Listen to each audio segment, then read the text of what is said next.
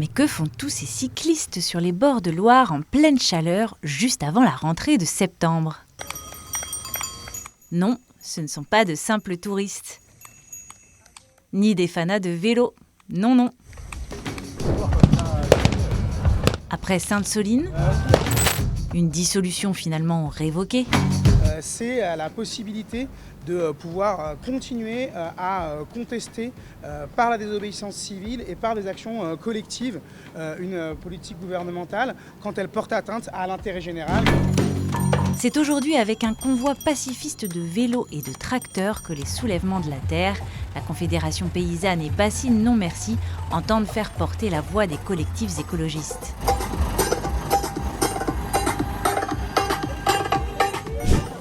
Le convoi de l'eau.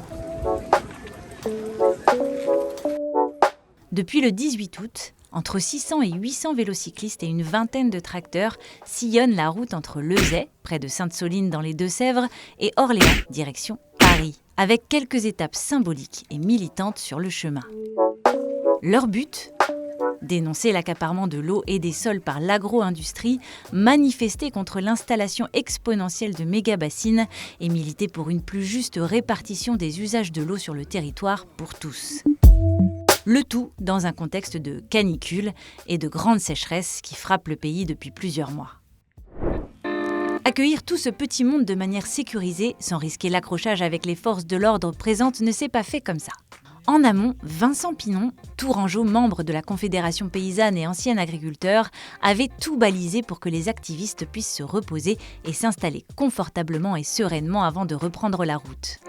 Les autorités, on va dire de la préfecture, du gouvernement ont bien vu qu'il y avait une détermination du peuple français de se soulever contre les problèmes d'accaparement de l'eau. Ils ont compris que notre convoi était un convoi pacifique. C'est des gens de tous âges, de toutes catégories socio-professionnelles qui participent à ce convoi.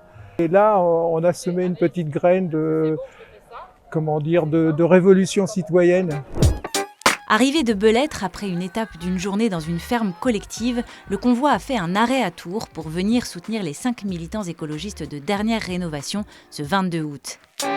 Les activistes comparaissaient devant le tribunal pour avoir aspergé de peinture orange la façade de la préfecture d'Indre-et-Loire le 22 mars dernier. On doit orienter la société vers une société qui repense cette gestion des communs, qui repense la distribution des richesses pour aller vers une société beaucoup plus écologique et où on va préserver nos biens communs comme l'eau.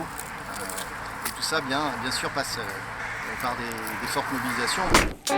Sous une chaleur à crever, les vélocyclistes ont ensuite pu profiter des bords de Loire pour un instant méditatif. Et surtout reposant, histoire de se délasser un peu les muscles. Alors, c'est sur un air de clarinette que les sportifs ont pu se reposer. Voire carrément faire un somme.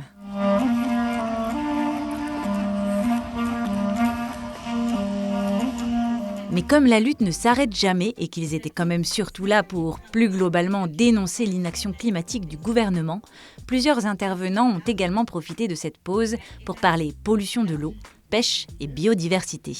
Bord de Loire oblige. Parmi les vélocyclistes du convoi de l'eau, une est venue s'ajouter au convoi ce jour-là. Elle, c'est Annika. Après avoir aidé à l'organisation et à l'accueil des cyclistes après l'arrêt au tribunal de Tours, la Tourangelle a ensuite enfourché son vélo pour la première fois, direction le bivouac installé à Lussau-sur-Loire pour y passer la nuit. Ciao! Alors j'ai passé une très très bonne journée, je suis fatiguée, j'ai chaud. Quand j'ai pris le convoi après l'île de la Métairie pour venir à Lussau, j'ai pu constater de mes yeux et de mes oreilles que les gens sortaient beaucoup de leur maison, surtout dans les portions un peu plus à la campagne, et qu'ils étaient là, qu'ils regardaient et qu'on a eu beaucoup d'encouragement et c'était super chouette. L'objectif, c'est pas de faire des actions escargots là tout de suite. Le but, ce n'est pas de bloquer la circulation pendant des heures. Déjà présente à Sainte-Soline en mars dernier, elle voulait pouvoir participer à nouveau à la lutte contre ce qu'elle juge être une aberration, l'installation de ces immenses retenues d'eau, les méga-bassines. Sainte-Soline, c'était très dur. C'était dur, c'était violent, c'était traumatisant.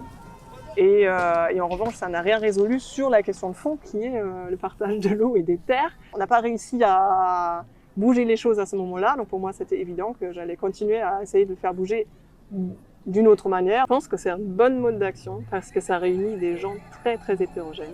On peut agir, on peut faire des choses. C'est facile en fait de faire du vélo avec des gens bien, sous le soleil. Je pense que c'est une bonne voie pour, encore une fois, souligner qu'on cherche le dialogue en fait, on ne cherche pas l'affrontement. Au bivouac, là où les cyclistes passeront la nuit, tout est prévu pour parer au moindre problème. Les street medics reçoivent les blessés du jour dans la tente de secours et les plus bricoleurs réparent au fil de l'eau les bobos des vélos. Sur place, pour accueillir le convoi, il fallait aussi des bras.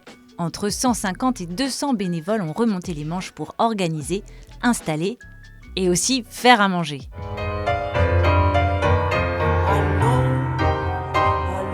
Au total, il leur a fallu 3 mois pour préparer ce périple d'une semaine, des centaines de bénévoles à chaque étape, l'accord des autorités pour chacune des installations, et surtout la sueur de centaines d'activistes écologistes sur leurs vélos. Avec cette nouvelle action, les soulèvements de la Terre réussiront-ils à gagner la bataille de l'opinion publique face à un gouvernement qui ne cesse de les désavouer ? Une chose est sûre, pour ces activistes, la lutte contre la crise climatique doit être visible pour une prise de conscience collective.